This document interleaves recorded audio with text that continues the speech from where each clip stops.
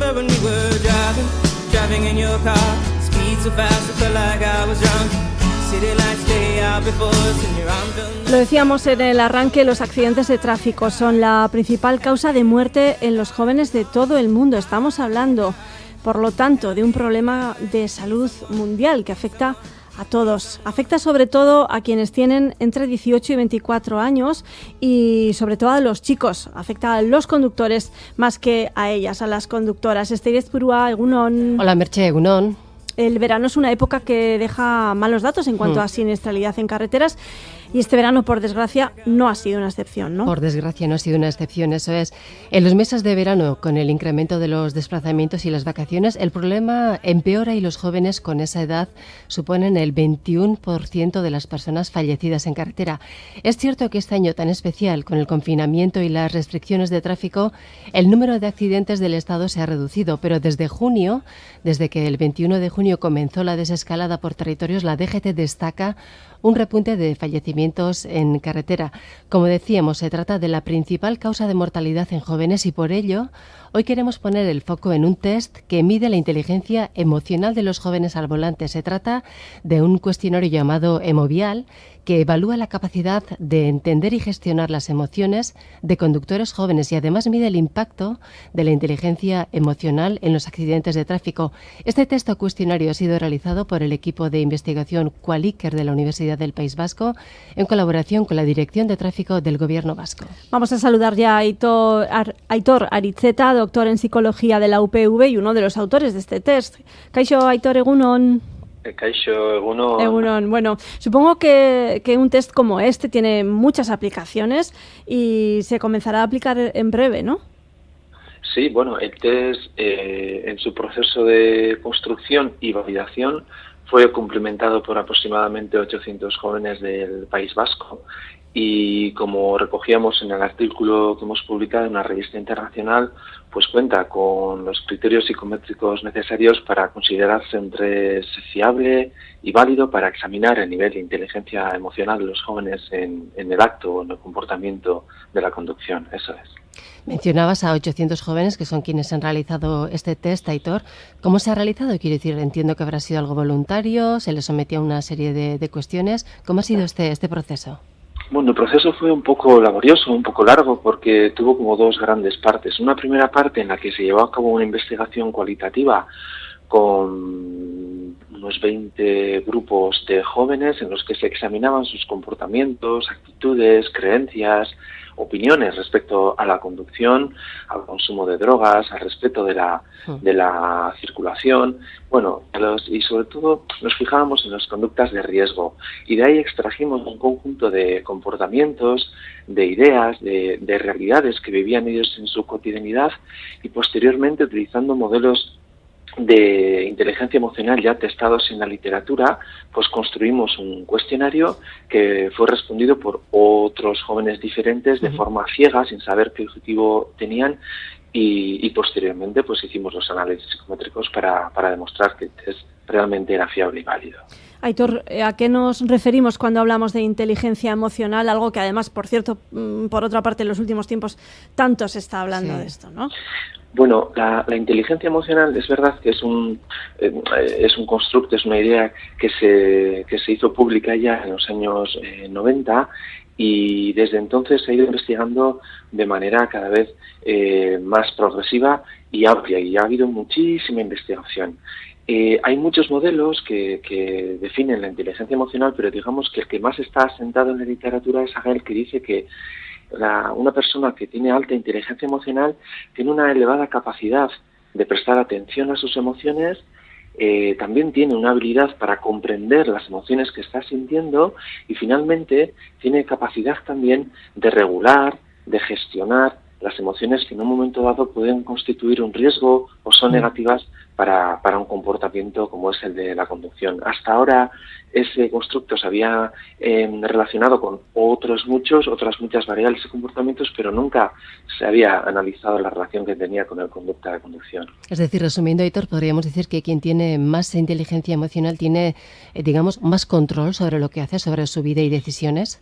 Eso es, el que una persona, por ejemplo, se ha investigado mucho la capacidad que tienen los jóvenes, por ejemplo, de decir que no al consumo de drogas o que no a un comportamiento de riesgo. Y se ha observado que aquellos jóvenes que tienen elevada inteligencia emocional tienen una mayor capacidad de autocontrol emocional y de gestión emocional y, por lo tanto, si me permitís decirlo así, una mayor capacidad de decidir y dirigir su vida acorde a sus principios y esos valores, no tanto a la influencia del contexto o a los jóvenes que en ese momento les rodean.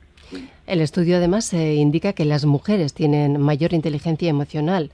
Supongo que esto se traduce en lo que estábamos ya comentando, ¿no? Que tienen un mayor control sobre sus decisiones, etcétera. Sí, aquí hay un factor cultural, ¿no? Un factor, digamos, histórico. Todos los jóvenes entre las edades que mencionábamos en el estudio, 18, 24 años, también participaron jóvenes de 16 años, pues tienen una necesidad de autoafirmación, ¿no? De encontrar su identidad en el mundo. Desgraciadamente, en la mayoría de los chicos, en una amplia mayoría, se observa que esa autoafirmación proviene a través de comportamientos de riesgo, es decir, de percepción de invulnerabilidad, de hacer carreras, de correr, digamos, de intentar ser más que los demás, pero desgraciadamente en comportamientos que les ponen en riesgo. Y eso no se observa de manera tan evidente en ellas.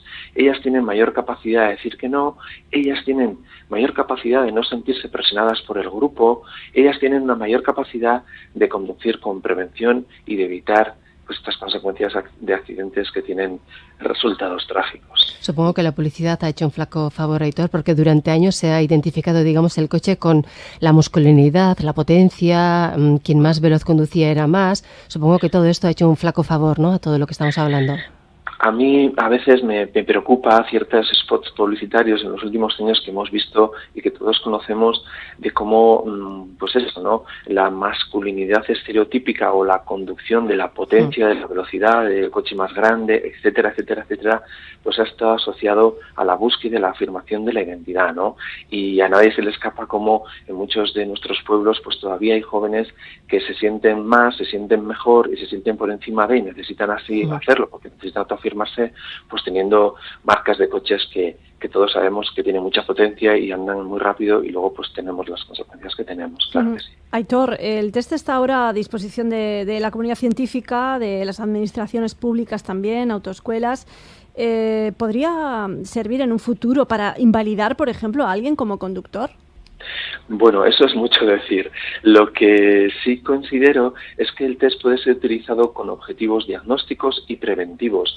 Si ya sabemos que el nivel de inteligencia emocional de una persona está vinculado a una mayor capacidad de percepción del riesgo, por ejemplo, eso ya lo sabemos, si sabemos que tiene una persona de alta inteligencia emocional una mayor capacidad preventiva de la conducción o en otros tipos de comportamientos de convivencia vial, etcétera, y también un mayor control de su agresividad y de regulación de su estrés, pues entiendo que este test, a medida que vaya haciendo un recorrido, que vaya generando investigación, que se vaya validando y aplicando en otras culturas, en otros países, en otros idiomas, pues podrá de alguna manera aportar evidencias para que posteriormente, pues por ejemplo, se pueda utilizar como un material adicional formativo en las autoescuelas a la hora de formar a conductores noveles, ¿no? Y ver que si una persona tiene bajos niveles de inteligencia emocional al volante, se le pueda, digamos, dar una formación específica para hacerle consciente y sensibilizarle de cómo sus emociones efectivamente tienen una relación directa con su comportamiento al volante y con las consecuencias que eso puede tener, no solamente para sí mismo,